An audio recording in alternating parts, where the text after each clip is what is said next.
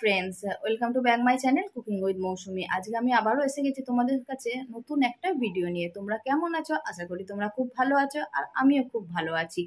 আজকে আমি লিট্টি বানাবো। আমার চ্যানেলে আগে একটা লিট্টি রেসিপি আছে, সেটা আমি ওভেনে বানিয়েছিলাম। আর আজকে যেটা আমি বানাবো সেটা হচ্ছে আমি তেলে ভেজে বানাবো।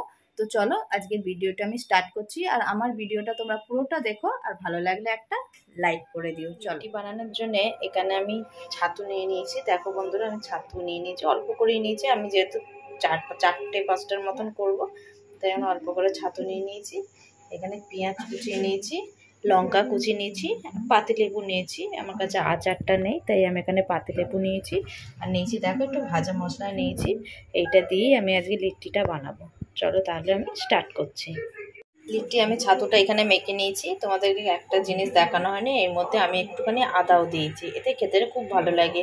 এই লিট্টি রেসিপি তোমরা আমার চ্যানেলে পেয়ে যাবে। দরকার হলে আমি এই লিট্টি রেসিপির লিঙ্কটা আমি ডেসক্রিপশানে দিয়ে রাখবো, তোমরা দেখে নিও।